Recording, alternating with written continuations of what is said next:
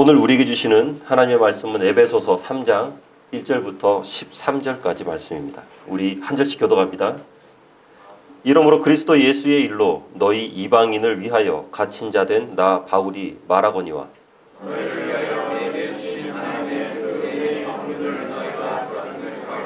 곧 계시로 내게 비밀을 알게 하신 것은 내가 먼저 간단히 기록함과 같으니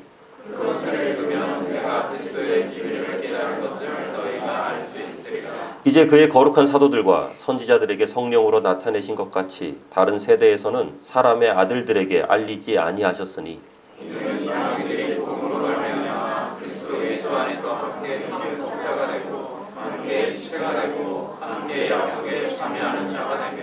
이 복음을 위하여 그의 능력이 역사하시는 대로 내게 주신 하나님의 은혜의 선물을 따라 내가 일꾼이 되었노라.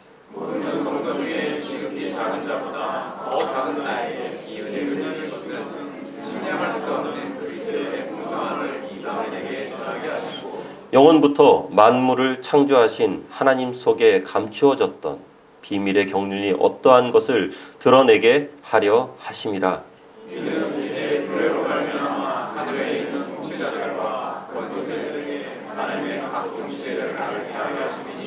곧 영원부터 우리 주 그리스도 예수 안에서 예정하신 뜻대로 하신 것이라.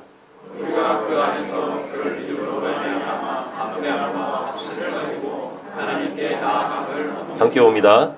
그러므로 너희에게 구하노니 너희를 위한 나의 여러 환난에 대하여 낙심하지 말라. 이는 너희의 영광이니라. 아멘.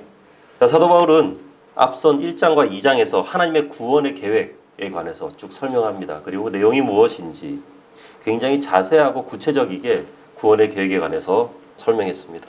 1장에서는 하나님이 주시려는 하늘의 신령한 복, 굉장히 많은 것들이 함축되어 있는 의미입니다. 하늘의 신령한 복, 이것에 관해서 나눴고요. 2장에서는 그런 하나님의 복을 받은 사람들이 누리는 은혜가 어떠한 큰 은혜인가에 관해서 함께 나눴는데요. 그런데 중요한 것은 이런 것들을 알아가는 것이 그냥 공부한다고 알 수 있는 게 아니라는 거죠. 성령께서 임하셔서 깨닫게 하시기 전까지는 그 누구도 알 수 없다. 우리 사람의 지혜로는 도저히 깨달을 수 없는 말씀이 바로 하나님의 은혜다라는 것입니다. 그리고 이제 3장에 들어서서 바울은요, 자신이 그런 하늘의 비밀을 깨닫고 전하는 주님의 도구로 부름받았다는 것, 이것에 관해서 설명을 해줍니다. 그런데 나는 믿을 만한 사람입니다 하면서 자기 방어를 먼저 조금 살짝 해요. 왜냐하면 바울은 지금요, 감옥에 갇혀있기 때문입니다. 아무리 옳은 내용을 전한다고 할지라도, 바른 내용을 전한다고 할지라도 그 전하는 사람이 믿을 만하지 못하다 그러면은 그 말을 선뜻 받아들이기 어렵거든요. 양치기 소년이 제 아무리 늑대가 뛰어온다, 늑대가 나타났다라고 말한다고 해서 사람들이 그 소리를 들어주지 않습니다. 그리고 사람들은 일반적으로 사회적으로 높은 지위에 있거나 명예가 있거나 그런 사람들의 말을 조금 더 경청하려는 그런 마음이 있죠. 저라도 그렇습니다. 제 아내가 하는 말하고 어떤 대학 교수가 하는 말하고 이렇게 둘 딱 놓고 비교했을 때 굉장한 갈등이 있겠죠, 그죠? 누구의 말을 들을 것인가? 누구의 말을 듣는다고는 말 안 했습니다. 그냥 갈등을 한다라는 것이죠. 그런데 지금 바울은 감옥에 갇혀 있다라는 것입니다.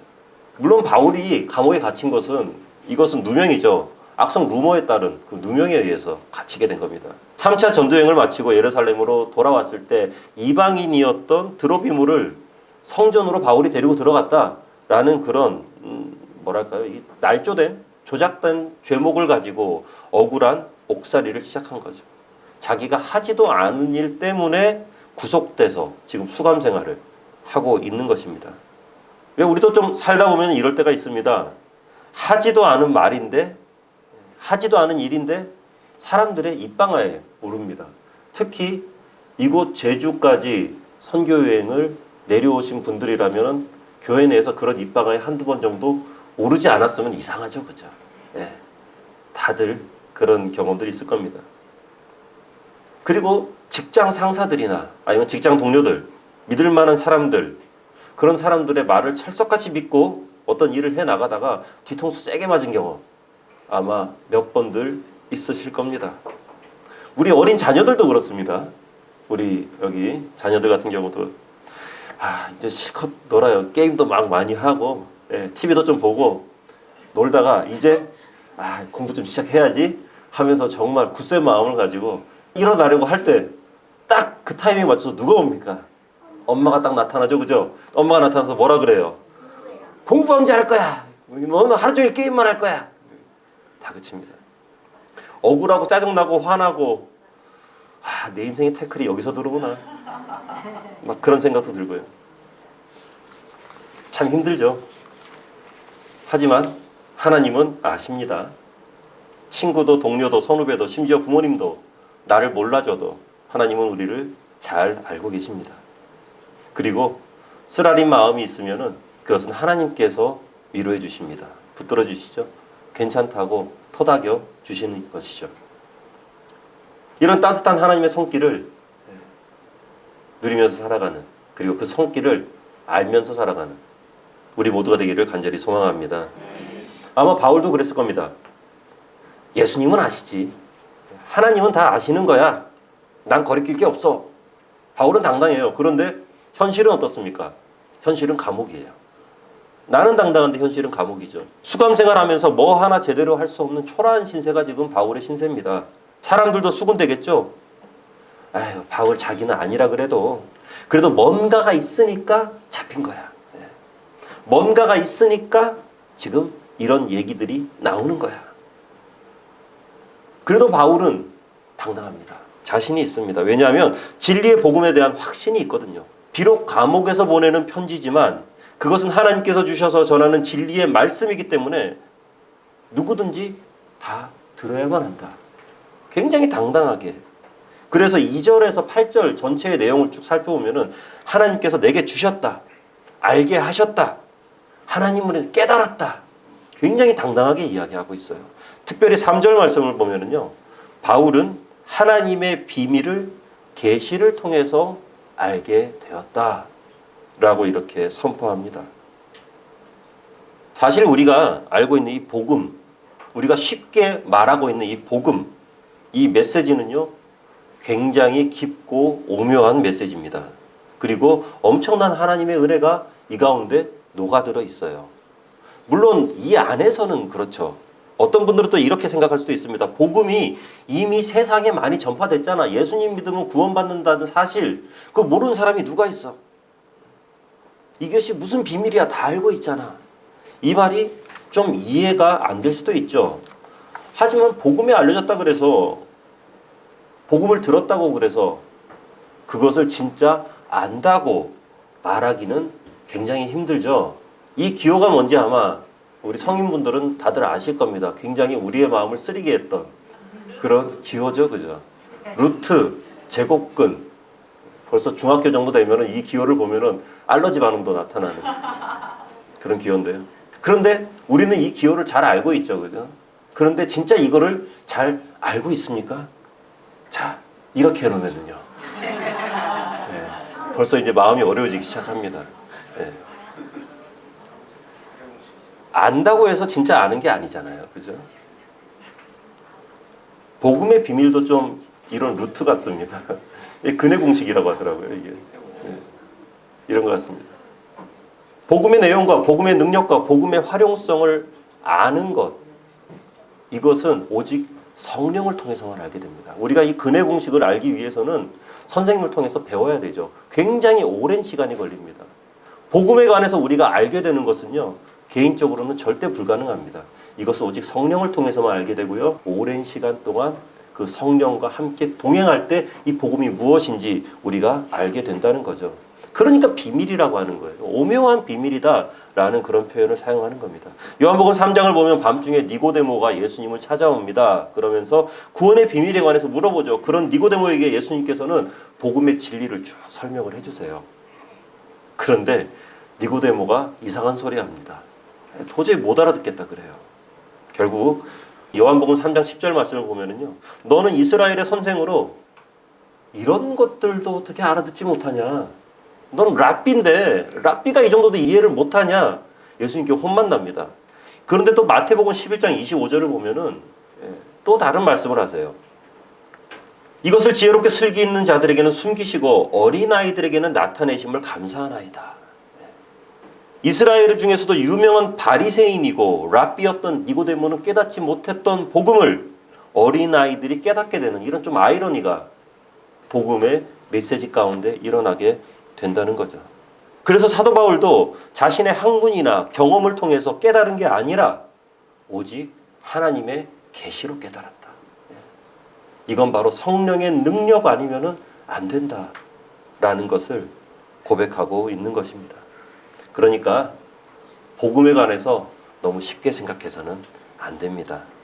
그리고 사람들이 복음을 배척하는 것에 대해서 왜 저럴까?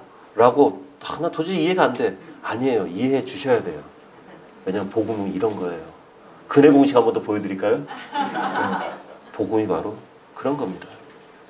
복음은 오직 하나님께서 알게 하시고 하나님께서 보게 하시고 하나님께서 믿게 하시기 때문에 우리가 알고 믿고 깨닫게 되는 거죠. 오직 성령의 조명 가운데 깊이 들여다보고 생각하고 묵상할 수 있는 것이 복음이고요. 그 와중에 나도 모르게 복음 앞에 머리가 숙여집니다. 나의 죄가 보입니다. 삶이 겸손해지고 나의 생을 주 앞에 올려드릴 수 있는 그런 용기가 복음 안에서 이루어지게 되는 것이죠. 우리 마태복음 말씀 함께 읽어보겠습니다. 시작. 내 아버지께서 모든 것을 내게 주셨으니 아버지 외에는 아들을 아는 자가 없고 아들과 또 아들의 소원대로 계시를 받은 자 외에는 아버지를 아는 자가 없느니라. 아멘. 바로 이 비밀의 복음을 알게 된 큰 은혜 입은 것에 감사하시기 바랍니다. 때마다 깨닫게 하시고 진리로 받게 하신 하나님의 은혜를 찬송하시기 바랍니다. 그리고 사도 바울처럼요. 그 은혜를 전함에 주저하지 마시고 나눔으로써 지금의 비밀이 아니라 좀 업그레이드된 훨씬 고차원적인 하늘의 비밀을 복음의 비밀을 알아가는 우리 모두가 되기를 주님의 이름으로 축원합니다. 자, 하나님께서는 이런 하나님의 비밀을 많은 사람들에게 알리기를 원하시는데 꿈속에 하나님께서 딱 나타나셔서 막 그런 거 말씀하시면 여러분 어떨 것 같아요? 저 같으면 부담스러워서 잠 못 잘 것 같습니다. 하나님 이러지 마시죠. 저한테 왜 이러십니까? 그럴 것 같아요. 그래서 하나님께서는 주로 사람을 통해서 복음을 전파하시죠. 바로 그 시작이 사도 바울이었습니다.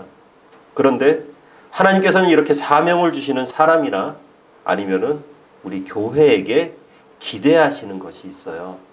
이것이 두 가지가 있는데 먼저는 겸손입니다. 우리 7절 말씀 함께 읽습니다. 시작. 이 복음을 위하여 그의 능력이 역사하시는 대로 내게 주신 하나님의 은혜의 선물을 따라 내가 일꾼이 되었노라. 아멘. 여기서 일꾼이라고 이렇게 우리말로 번역되어 있는데 이것은 종이란 뜻입니다. 하인, 종. 근데 바울이 이런 스스로를 종이라고 말할 만한 그런 사람이 아닙니다. 바울의 스펙은 어마어마합니다. 당시 가말리엘의 문화에서 배웠으니까 지금으로 치면은요, 뭐 하버드나 아이비리그에서 공부한 사람이죠. 그리고 거기를 수석으로 졸업한 사람이 바로 바울입니다. 아버지는 지방의 한 준재벌 정도 되는, 그러니까 서울 경기권은 아니더라도 부산이나 대구의 큰 건설회사 하나 정도 가지고 있는 그 정도 집안이 바울 집안이고요. 거기에 미국 시민권하고 비교도 안 되는 로마 시민권을 바울은 가지고 있습니다. 거기에다가 바리새인이요 율법학자. 당시 모든 사람들의 선망의 대상이 될 만한 진정한 엄친아가 아마 바울이 아닌가. 학벌, 지식, 명예, 돈 뭐 하나 꿀릴 것 없는 바울이요. 1절 말씀을 보면은요. 예수님 때문에 전과자가 됐다고 말합니다. 나는 예수님 때문에 지금 전과자가 됐습니다. 그리고 스스로를 사람 취급도 못 받는 종이라고까지 말하죠. 바울은 왜 이렇게까지 자신을 이야기할까요? 나중에 뭐 혹시라도 더 큰 명예와 돈과 권력을 얻기 위한 포석처럼 이것을 둔 것인가? 아니죠. 바로 은혜를 맛봤기 때문입니다. 예수님을 만났고 하늘의 영광을 바울은 직접 봤어요. 확인했어요. 우리가 진짜 하늘의 영광을 체험하게 되면은 겸손해집니다. 겸손해질 수밖에 없죠. 그 앞에서 뭘 내세우겠어요? 교만한 사람은요, 아직 예수님 못 만난 사람이에요. 진짜 예수님 못 본 사람이에요. 그러니까 아직 내가 펄펄 살아있는 거죠.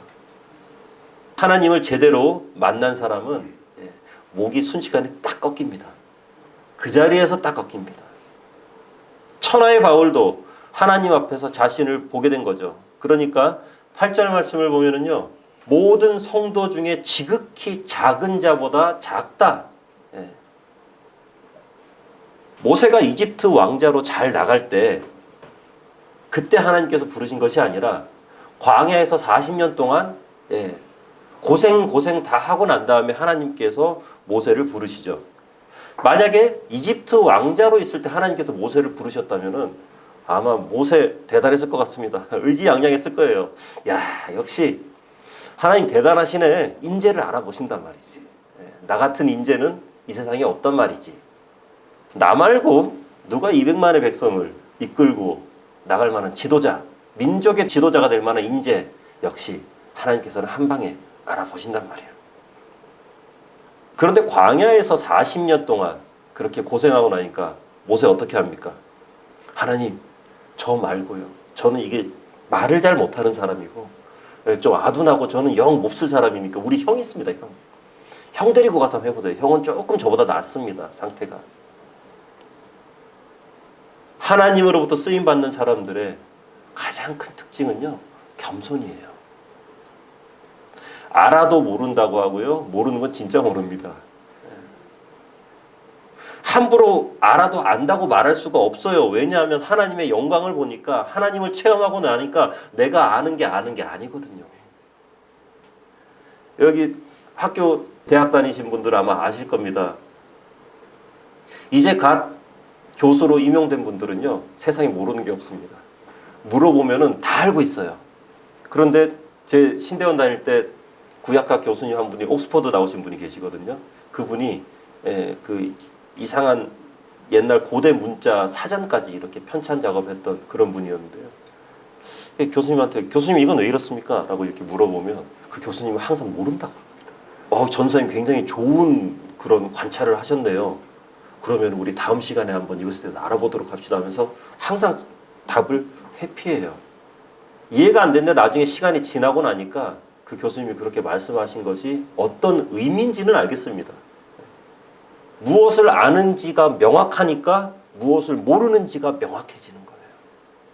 우리가 하나님이 쓰시는 사람이 되기를 원한다면, 그리고 하나님께서 더욱더 크게 쓰임받기를 원한다면, 그리고 특별히 우리의 자녀들이, 그리고 우리의 자손들이 하나님 앞에서 크게 쓰임받는 사람이 되기를 원한다면 가장 먼저 나부터 겸손해져야 될 줄로 믿습니다.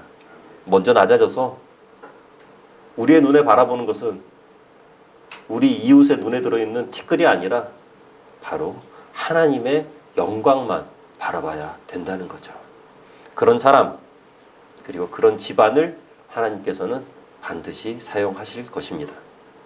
둘째로, 하나님의 소명받은 사람은 많은 고난을 받게 됩니다.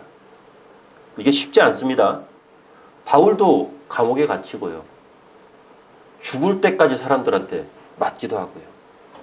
이걸 보고 사람들은 이렇게 생각할 수도 있습니다. 아니, 어떻게 하나님의 일을 그렇게 열심히 했는데 감옥에 가? 어떻게 사람들한테 맞아? 그렇게 힘들어? 아마 바울도 이런 생각할 수도 있습니다. 내가 하나님께 어떻게 했는데? 야, 내가 지금까지 한 게 얼만큼인데 하나님 나에게 어떻게 이럴 수가 있나? 내가 하는 사역의 양만큼, 내가 하는 헌신의 양만큼 하늘에 리턴이 있을 거라고 생각하는 거죠. 작년에 내가 이만큼 11조도 했고, 건축원금도 했고, 봉사도 했고, 헌신도 했고, 감사원금도 했고, 그런데 사업이 왜 이러지? 우리 애들은 왜 이러지? 이상하다. 그런데요, 성령의 사람들은 자신의 삶을 자본주의적 관점으로 재단하지 않습니다. 뭔가 잘 안 풀릴 때, 주님의 말씀과 은혜와 복음으로 살아가는데 고난과 어려움이 점점 더 커질 때, 오히려 그리스도 예수의 일 때문에 그렇게 된 것을 자랑스럽게 생각하죠. 성령의 사람은요, 고난을 고난으로 생각하지 않습니다. 1절을 한번 보세요. 만약에 사도 바울이 그냥 갇혔다면은 그의 삶 가운데 온 고난이고 대가 지불의 시간이 될 수 있겠죠. 그런데 예수님의 사명이에요. 예수님의 일이에요. 세계 선교를 위해 갇혔으니까 나는 괜찮다는 겁니다. 그냥 고생하면 그게 생고생이 되는데 소명이 확실하면은 고생이 아니라 하나님의 영광을 위해 나아가는, 그 영광을 이루어가는데 나아가는 그저 과정 정도로 그 고생의 시간이 생각되는 거죠.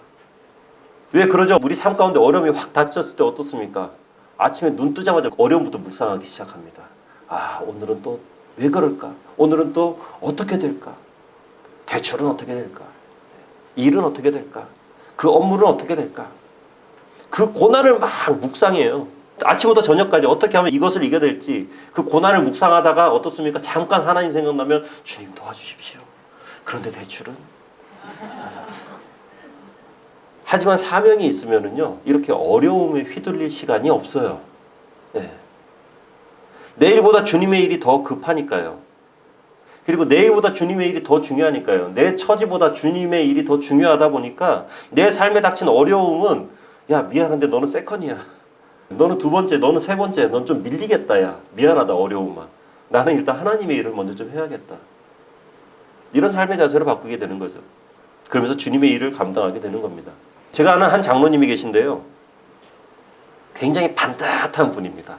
걸어갈 때도 보면은요, 이렇게 로봇처럼, 그렇게 보면 좀 비하가 되나요? 너무 반듯한 그런 분입니다. 정갈하세요. 누구에게도 아쉬운 소리 한마디도 안 하시고요. 항상 이렇게 머리를 딱 빗어서. 그분이 이렇게 좀, 뭐랄까요, 좀 어중간한 모습을 한 번도 못 본 것 같아요. 생활비가 좀 모자라더라도 먼저 그의 나라와 그의 의를 구하는 것. 소홀히 하지 않습니다. 지금 우리 이렇게 여름 사역을 이렇게 쭉 진행하고 하다 보니까 한 번도 그렇게 느껴보지 못했는데, 야, 교회에 확실히 승합차가 한 대 있어야겠다라는 그런 생각이 들더라고요. 그래서 지금까지 제가 포터를 열심히 타고 다녔거든요. 그러면서 이제 처음으로 기도를 하며 시작했습니다.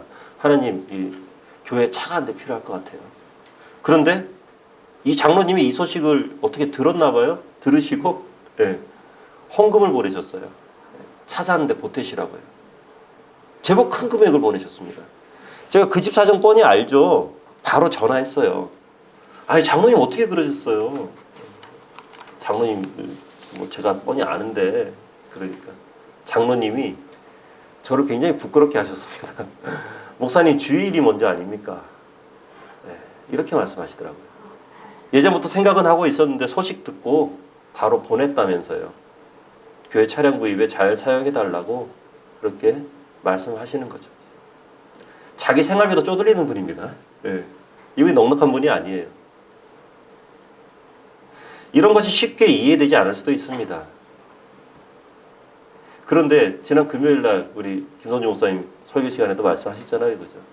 먼저 그의 나라와 그의 의를 구하니까 지금 나의 쪼들리는 삶이 안 보이는 거예요. 이것이 안 느껴지는 거예요. 그것보다도 하나님의 일이 먼저가 되는 겁니다. 그렇다면 이분이 그 돈이 없다고 해서 못 살까요? 아니죠. 아니에요. 때로는 어렵고 때로는 힘든 처지가 되더라도, 그리고 때로는 바울처럼 큰 고난을 받는다 할지라도 그것보다 더 큰 것이 바로 하나님께서 주신 소명임을 알기 때문에 내가 가진 모든 것으로 하나님께 드릴 수 있는 거죠. 나의 시간과 나의 육체와 나의 헌신과 내가 가진 모든 것이 하나님의 것이 될 수 있는 것입니다. 그러니까 13절 말씀을 보면은요, 나의 환난 때문에 낙심하지 말아라. 낙심하지 말아라. 지금 바울이 오히려, 갇힌 사람이 오히려 밖에 있는 사람들 보고 위로해주고 있습니다. 그 사람들을 격려해주고 있는 것입니다. 사탄은 우리에게 끊임없이 속삭입니다. 한 번씩 그런 느낌마저 듭니다. 보이스피싱의 원조는 사탄이 아닐까. 계속 그럴듯하게 뭔가를 만들어서 우리에게 이야기하죠. 하나님의 길을 가면 탄탄대로가 열리고 복받고 사업도 잘 되고 건강해지고 자녀들도 스카이에 아니면은 뭐 대기업에 턱턱 이렇게 붙고 하는 어떤 그런, 예. 속으면 안 됩니다. 하나님의 사명을 가지고 그 길을 갈 때 때로는 욕을 먹게 됩니다. 억울한 말을 듣고 감옥에 갈 수도 있어요. 나랑 같이 직장 다니는 저 동료들은 샤넬 가방도 하나씩 들고 구찌 티셔츠도 하나씩 입고 그렇게 하는데 나는 맨날 인터넷에서 최저가만 이렇게 검색하고 있죠. 그죠? 하지만 진짜 하나님의 사람은 그런 걸로 움츠러들지 않습니다. 베드로전서 2장 20절 말씀 함께 보겠습니다. 시작. 죄가 있어 매를 맞고 참으면 무슨 칭찬이 있으리요. 그러나 선을 행함으로 고난을 받고 참으면 이는 하나님 앞에 아름다우니라. 아멘.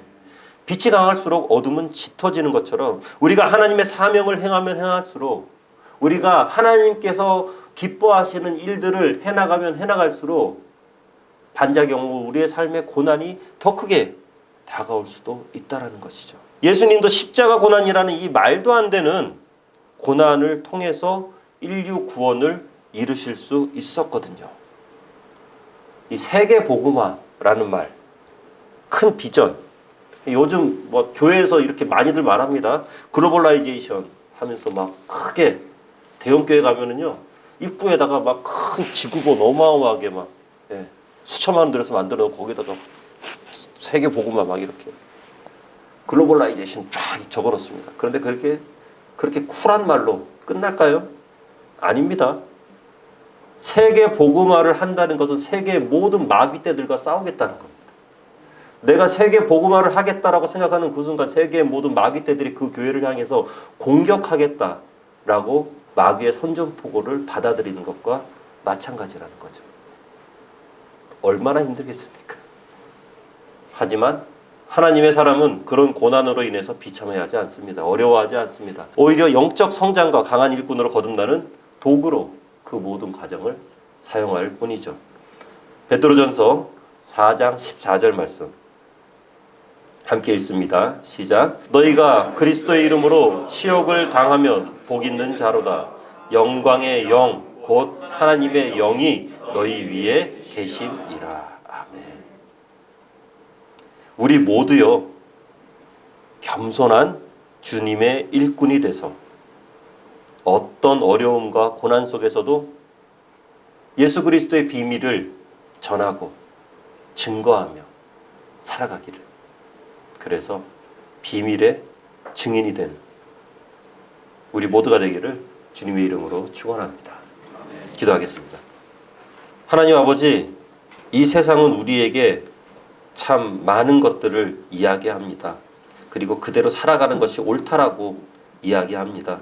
그런데 하나님, 우리는 그러한 이 세상의 뜻대로 나아가지 않고 하나님을 바라보며 나아가기를 원합니다. 그래서 때로는 세상으로부터 고난당하기도 하고 때로는 세상으로부터 멸시를 당하기도 합니다. 하지만 그럼에도 불구하고 하나님만 바라보면서 그 영적 비밀을 아는 자로, 복음의 비밀을 아는 자로 이 땅 가운데 겸손한 마음으로 오직 그리스도의 십자가만 세워나가는, 내가 선 그 땅에서, 내가 서 있는 그 자리에서 내가 아니라 십자가만 드러내는 우리 모두가 되도록 해 주시옵소서. 예수님 이름으로 기도하옵나이다. 아멘.